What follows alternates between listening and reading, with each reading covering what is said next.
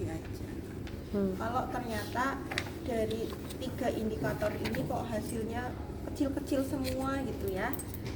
Ya, jadi seperti biasa ya kita melakukan pemeriksaan rekam medis, terus kita juga tadi di awal sudah melakukan anamnesa, sudah melakukan pengukuran TB, BB, kemudian ditanyakan HPHT-nya gitu kan.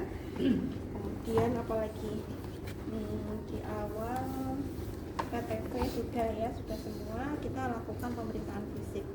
Ya, selamat pagi Bu Ayu. Ya, saya perawat April. Hari ini saya akan melakukan tindakan pemeriksaan kehamilan.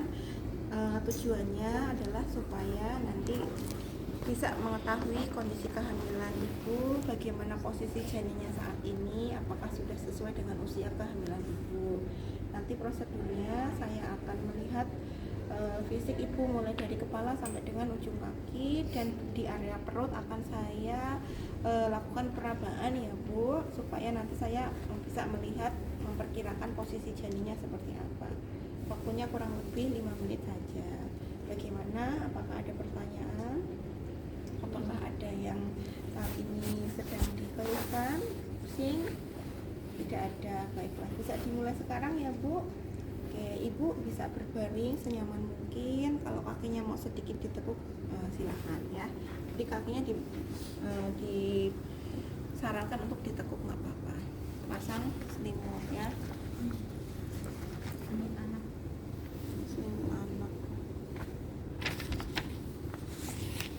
Ya, kita mulai ya Bu. Saya cuci tangan dulu untuk tirai. Kalau mau pakai handscoon juga boleh ya, tapi enggak juga nggak apa-apa, karena kan ini lebih sehat ya. Oke, baik, yang pertama kita lihat mulai dari kepala ya. Seperti biasa kalau kepala itu kan umumnya aja ya, bagaimana kebersihan rambutnya, mukosa hidung, mukosa bibir gitu kan. Kemudian nanti dari matanya apakah ada sklera yang kering, kemudian konjungtivanya anemis atau tidak, bisa dicek seperti ini ya. Kalau konjungtivanya anemis, kemungkinan ibu hamil mengalami anemia. Terus bibirnya pecah-pecah, bibirnya pucat atau tidak, wajahnya bengkak atau tidak, ada edema atau tidak gitu. Terus nanti di area pipi ya, itu ada yang namanya kloasma. Kloasma itu tanda-tanda kehamilan. Biasanya ada bercak-bercak warna hitam, flek-flek hitamnya itu bertambah. Ibu hamil itu seperti itu, karena hitamnya tambah di situ. Gitu. Tapi nanti setelah lahir ya kembali lagi seperti semula ya. Itu ada kloasma atau tidak? Oke, tidak ada kloasma ya, bagus. Kemudian nanti di leher kita lihat ada benjolan atau tidak. Setelah itu kita palpasi di area tiroid. Bu, menelan sedikit coba. Oke, ya sekarang bagian belakangnya apakah ada pembesaran kelenjar limpa? Ya, tidak ada. Kemudian turun ke bawah. Ibu, bajunya dibuka ya Bu. Saya mau melihat kondisi payudaranya. Ya, diinspeksi dulu ya. Inspeksi kesimetrisannya payudara kanan dan kiri. Kemudian bagaimana putingnya menonjol atau tidak, atau inverted. Kemudian areolanya menghitam atau tidak. Terus yang bisa kita inspeksi lagi apa? Apakah ada struktur seperti kulit jeruk ya? Kalau ada struktur menyerupai kulit jeruk, waspada. Jangan-jangan itu sea mamai. Struktur seperti kulit jeruk. Jadi kulit jeruk itu kan kayak ada pori-porinya kecil, titik-titik kayak gitu ya. Nah, itu kalau ada struktur seperti itu di payudara, kita perlu waspada. Jangan-jangan ada sea mamai. Gitu. Sea mamai kanker payudara. Tanda-tanda kanker payudara. Oke. Setelah diinspeksi tadi kesimetrisan sudah ya kanan kiri, kemudian kita palpasi ya, kita pastikan apakah teraba massa, apakah ada benjolan. Oke, tidak ada massa di sekitar areola, tidak ada massa. Kemudian kita pencet areolanya, ini yang hitam ini kita pencet untuk melihat pengeluaran ASI-nya atau kolostrum. Ya, jadi kita tekan sedikit ke bawah, kemudian kita pencet ke atas. Tekan ke bawah, pencet ke atas. Kemarin itu kayak gini ya, dipencet putingnya. Itu percuma aja, itu nggak bakalan mengeluarkan ASI. Saluran ASI itu bukan di puting ya, saluran ASI itu di bawah sini, di bawah di sekitar areola gitu. Jadi kita tekan areolanya, kemudian kita tarik ke atas, set. Jadi kayak lagi nah itu ya. Nah, oke, ASInya belum keluar ya Bu, tetapi masih normal karena itu masih kecil. Sekarang kita palpasi di area mid axilla di bawah ketiak. Di situ apakah ada pembesaran massa ya? Oke, tidak ada massa di bawah ketiak. Kemudian kita tutup lagi dadanya, masuk ke area perut. Ya. Aduh, ini masih kepes banget. Ya, lucu banget. Ini kan biar sama kondisinya seperti hamil yang Ada enggak? ya.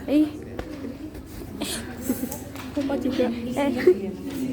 Kamu masuk situ. Kalau inspeksi yang dilihat itu apa saja? Yang pertama biasanya ibu hamil itu ada garis kehamilan. Ya, namanya linea ya, linea gravidarum. Nah, linea gravidarum itu terdiri dari linea nigra dan linea alba. Kalau linea nigra itu yang warnanya hitam. Nah, pernah lihat nggak ibu hamil ada garis hitamnya di sini? Itu ya, itu linea nigra, negro, hitam ya. Tapi kalau linea alba itu yang putih, warnanya putih, itu biasanya bekas yang dulu. Berarti itu adalah kehamilan yang kedua. Yang apa namanya, dulu pernah hamil dan sekarang hamil lagi gitu ya. Nah, kalau yang pertama namanya linea nigra ya. Kemudian yang kita inspeksi lagi di bagian sini ada bercak-bercak.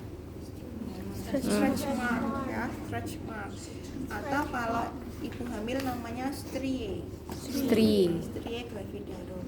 Striae itu juga ada dua macam, striae lividae dan striae alba.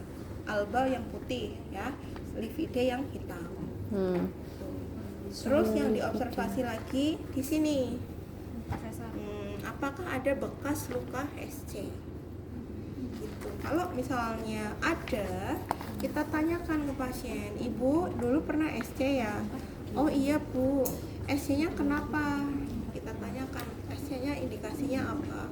Oh kata dokter panggul saya sempit Bu. Nah kalau panggulnya sempit otomatis yang sekarang tidak boleh lahir normal, harus SC lagi. Tapi kalau SC-nya kenapa Bu? Oh dulu letak lintang Bu, bayinya kepalanya di samping. Nah berarti untuk yang sekarang kita pastikan kepalanya di mana. Kalau kepalanya normal ya berarti dia bisa lahir normal. Gitu ya.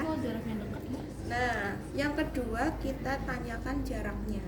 Ibu SC-nya kapan? Oh, ini 5 tahun yang lalu. Nah, kalau 5 tahun yang lalu berarti aman. Yang penting indikasinya tadi bukan panggul sempit gitu ya. Jadi kita tanyakan indikasi SC-nya apa dan waktu SC-nya kapan. Paling tidak minimal 2-3 tahun itu bisa persalinan normal. Tapi kalau di bawah 2 tahun itu biasanya dokter nggak berani. Oh ini 2 tahun yang lalu, waduh berarti ini SC lagi aja. Ya. Kalau misalnya sesarnya yang ketiga udah 2 kali gimana? Kayak udah 2 kali sesar, terus dia hamil lagi. Ya tadi prinsipnya berapa tahun yang lalu sama indikasinya apa. Gitu ya. Kalau indikasinya ternyata dulu riwayatnya kontraksi lemah, persalinan kala 2 lama. Nah dikhawatirkan nanti terjadi seperti itu lagi ya berarti yang sekarang mending SC lagi aja. Oke, sudah ya inspeksi linea, striae, kemudian luka operasi. Kalau sudah diinspeksi, kita akan bersiap-siap untuk mempalpasi ya, tadi menggunakan pemeriksaan Leopold. Sebelum kita menyentuh abdomen pasien, tangan kita harus dihangatkan dulu. Karena kalau tangan kita dingin, kemudian perut kita menyentuh abdomen ibu, nanti kencang perutnya. Karena saraf abdomen itu sangat sensitif. Ya, kita hangatkan, kemudian kita tengahkan dulu, dikumpulkan ke tengah. Nih rahimnya dikumpulkan ke tengah. Nah, baru setelah dikumpulkan ke tengah kita manuver Leopold 1. Yang dicek itu daerah fundus di sini ya. Fundusnya sudah sampai sini.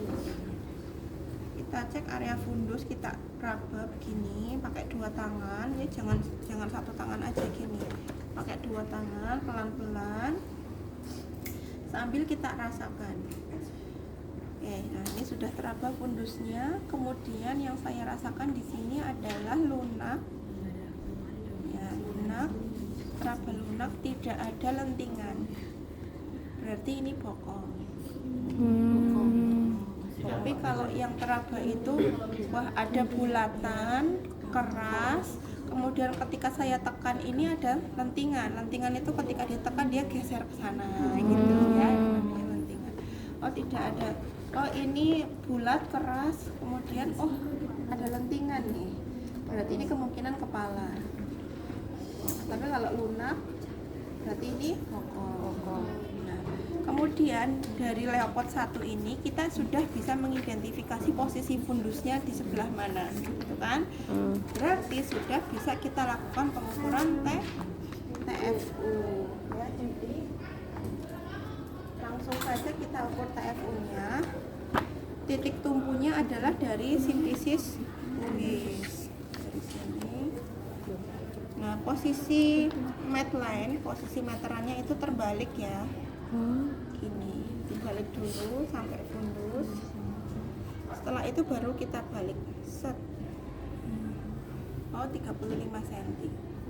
Jangan dari awal langsung kayak gini. Kenapa? Karena ini mengurangi subjektivitas. Sebab kalau kalian jam terbangnya sudah tinggi, misalnya ketika ditanya HPHT-nya, oh tanggal sekian, oh berarti sekarang usianya sudah 36 minggu. Oh biasanya kalau 36 minggu sekian senti kayak gitu. Ya, nanti kalau seperti itu kan bisa dipas-pasin kan gitu. Nah, padahal kan 2 senti pun itu ada maknanya gitu. Jadi tetap ukurnya seperti ini, setelah itu dibalik. Jangan terbalik dari atas ke bawah ya. Karena perkembangan uterus kehamilan itu kan ke atas, bukan ke bawah. Jadi titik tumpunya dari sini. Oke, tadi TFU-nya 35 cm. Kalau kalian sudah paham ya bisa langsung diperkirakan usia gestasinya ya menggunakan rumus. Kalau belum ya dicatat aja 35 cm TFU kayak gitu. Oke, setelah Leopard 1 selesai, pengukuran TFU selesai, kita masuk ke manuver Leopard 2. Posisi pemeriksa masih menghadap ke pasien. Oh iya, tadi kakinya masih ditekuk ya. Tadi kakinya masih ditekuk. Sekarang manuver Leopard 2 itu mengetahui bagian punggung janin. Kanan kiri kita raba. Bergantian, yang sebelah yang paling jauh dulu.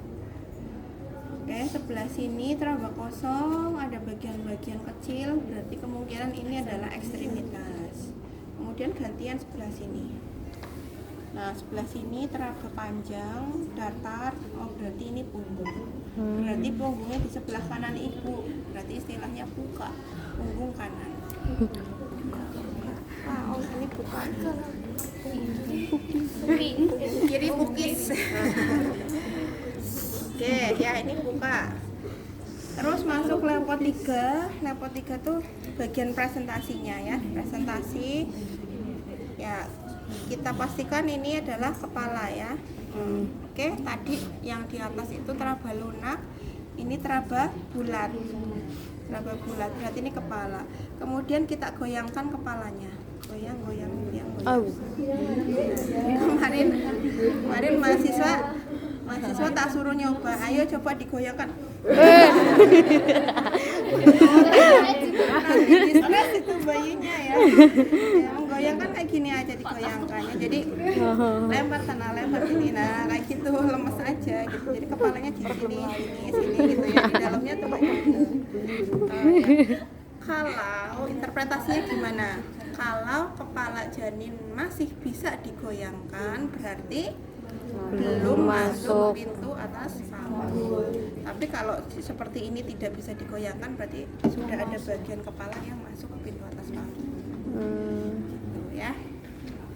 Oke, kalau kita memastikan bagian presentasinya adalah kepala, kita lanjut ke Leopard 4. Tapi kalau kepalanya tadi dipastikan masih di atas, nggak perlu Leopard 4. ya. Oke, kita masuk leopard 4. Kaki ibu diluruskan dulu bu, luruskan kakinya ya bu. Terus kita membelakangi madepnya ke sana. Kemudian kita telusur sini, kita berusaha untuk menyatukan tangan kita. Nah ini kalau kepalanya masih di atas, kita satukan tangan kita masih bisa bersatu. Tapi kalau kepalanya sudah masuk, kita berusaha untuk menyatukan, itu sudah tidak bisa. Ada tahanan. Ya kalau masih bisa disatukan namanya convergent. Kalau ada tahanan namanya divergent. Bu, kalau kita kayak gitu ibunya ngerasa sakit ya? Yang penting tidak terlalu menekan ya, sewajarnya aja. Yang penting kita bisa mengidentifikasi, nggak apa-apa, nggak terlalu menyakitkan ya. Tapi ya pastinya takut ya, mungkin ya ditekan-tekan kayak gitu. Cuman kita kan sudah bisa memperkirakan ya, kira-kira jangan terlalu kuat tekannya. Oke, ini kepala tadi masih di atas, berarti tangan masih bisa disatukan. Oh ini masih konvergen, berarti kepalanya belum masuk pintu atas tangan. Seperti itu ya. Nah terus pemeriksaan leopard keempat itu juga bisa digunakan untuk mengidentifikasi cephalic prominent. Apa itu cephalic prominent? Puncak kepala ya, di situ sudah ada. Cephalic prominent itu puncak kepala. Jadi nanti ketika bayi itu lahir, posisi yang nongol duluan itu apa? Nah, normalnya kepala bagian mana? Ini bagian ubun-ubun. Jadi pas lagi mau lahir tuh yang kelihatan tuh hitam-hitam ya. Hitam-hitam apa itu ya? Rambut. Gitu. Tapi ketika keluar, loh kok hidungnya dulu yang keluar gitu. Berarti posisi bayinya ekstensi, dia presentasinya wajah. Dan kalau ada yang seperti itu, biasanya proses persalinannya lebih sulit, lebih susah, lahirnya nggak cepat gitu ya. Ada yang tertahan di situ. Nah, untuk mengetahui puncak kepala atau cephalic prominentnya itu wajah atau occiput atau ubun-ubun, itu bisa kita identifikasi dari leopard 4. Caranya, ketika kita melakukan palpasi leopard 2 dan memastikan posisi punggungnya itu di sebelah mana. Nah, bagian yang ada punggung di situ kita raba, di situ teraba bulatan enggak? Nah, kalau teraba bulatan kan berarti posisi kepala begini, ya kan? Ininya keraba. Gitu. Nah, kalau itu teraba berarti posisi kepala adalah cephalitnya adalah wajah, presentasi wajah. Tapi kalau tidak teraba kan begini posisinya, berarti posisi kepala adalah siput gitu ya. Kalau bayinya udah terlanjur apa itu bisa dibalikin nggak? Udah terlanjur di bawah susah, paling ke atas lagi. Ibunya ngapain? Susah, itu sudah masuk ke jalan lahir. Iya, nah makanya sebelum sampai ke Hodge 3 lebih ya, sudah sampai ke bawah, itu bisa direposisi ketika dilakukan palpasi leopard 4 gitu, ketika masih teraba ya. Tapi kalau sudah masuk sana ya udah nggak teraba lagi, tapi udah terlanjur seperti itu gitu. Jadi kalau masih bisa diperbaiki terus masih teraba begitu kan artinya masih di atas Hodge 3 ya, masih di apa namanya, di pintu atas panggulnya tuh baru masuk aja sedikit kan gitu.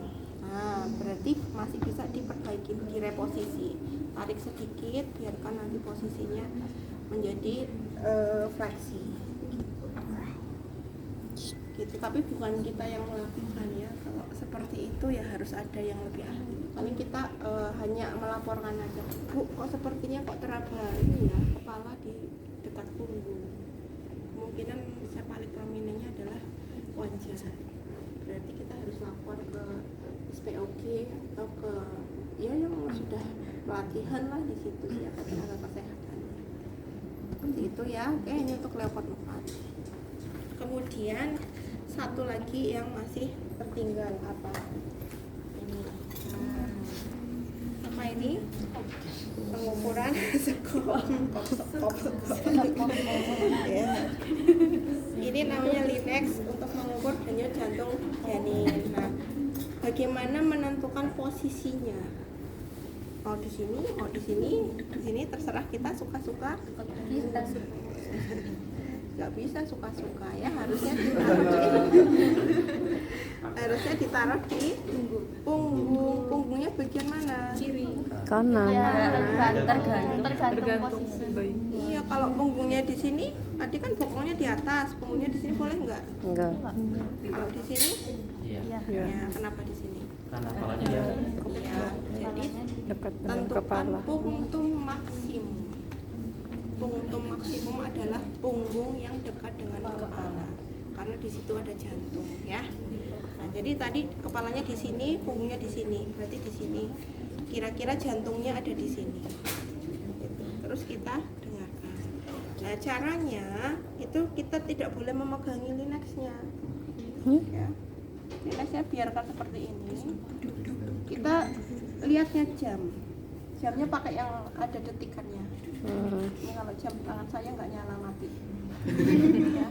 Nah, tangan kanan itu memegang arteri radialis. Arteri radialis ibunya ya. Untuk membandingkan denyut nadi ibu dengan denyut jantung janin. Kalau ibu kan lebih pelan. Tapi kalau ini sama ini kok sama? Oh, berarti salah nih, salah. Ini nadi ibunya di sini. Gitu ya. Jadi biasanya kalau DJJ kan lebih cepat ya. Nah, ini sudah lebih cepat, ini lebih pelan. Oke, baru kita hitung. Nah, caranya itu menghitung di 5 detik pertama, kemudian 5 detik kedua istirahat, 5 detik ketiga hitung lagi, 5 detik keempat istirahat, 5 detik kelima hitung lagi. Selang-seling gitu. Selang-seling, nggak boleh langsung. Boleh langsung, karena sangat cepat jantungnya.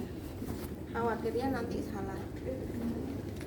Nah, jadi misalnya dari angka 12 ke angka 1 ya, itu kan 5 detik ya. Dari angka 12 jam tangan tuh. Dari angka 12 ke angka 1, 5 detik. Itu kita hitung, kita lihat pergerakan jarumnya sampai angka 1 sambil kita hitung. 1, 2, 3, 4, 5, 6, 7, 8, 9, 10.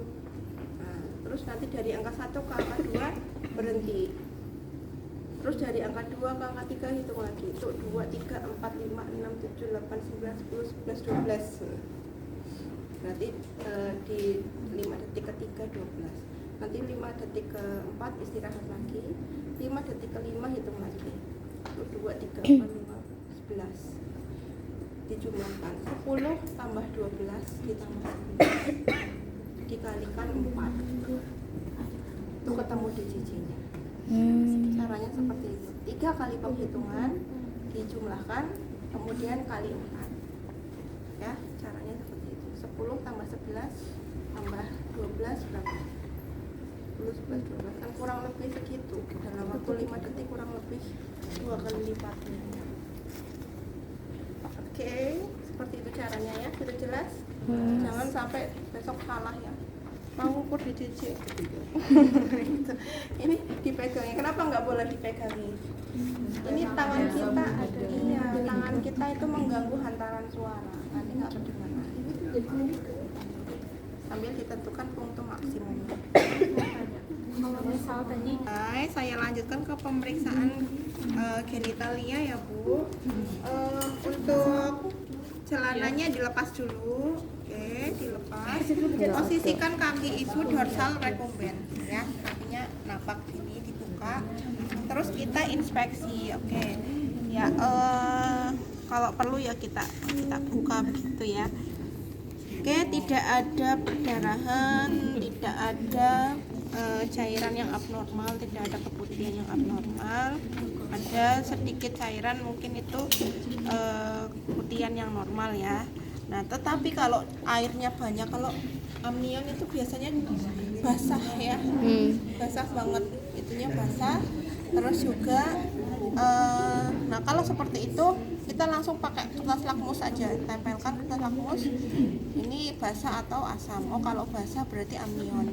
Ibu ini kalau sudah keluar ketubannya berarti ibu harus bed rest total ya Bu, tidak boleh jalan-jalan. Nanti ke kamar mandi juga nggak boleh. Ibu sudah harus melahirkan. Gitu. Ini udah keluar ketubannya Bu. Ya, kalau belum ya berarti ya oke, aman ya. Nah, selanjutnya kita cek hemoroid. Ibu miring ke sana, hati-hati ya Bu, pegangan. Oke, terus nanti kita buka bagian anusnya, dibuka. Set. Buka, oke, tidak ada hemoroid. Ya, aman. Terus kita lihat ekstremitasnya. Ini ditutup dulu, kita buka ekstremitasnya. Ya, tidak ada edema, tidak ada varises. Kemudian kita palpasi bagian punggungnya. Tidak ada pembengkakan. Ya, kalau pembengkakan kan ditekan gini, baliknya lama, gitu ya. Oke, ini tidak ada pembengkakan, aman. Nah, selanjutnya kita mengecek refleks iritabilitas. Namanya refleks klonus. Refleks klonus ya. Caranya kita angkat di bawah belakang lututnya kita angkat, kemudian telapak kakinya kita tarik ke depan. Set. Ini telapak kaki ya, ini punggung kaki. Kita gini kan. Set. Nah, kalau ada iritabilitas, maka ada respon seperti ini. Ini getar. Iya, bergetar. Itu berarti dia mengalami iritabilitas. Ya, klonusnya positif. Kalau seperti itu kita harus laporkan, wah ini ada tanda-tanda preeklamsi nih. Ada refleks iritabilitas yang berlebihan, klonusnya positif. Ya, jadi caranya begini, set, ada getaran.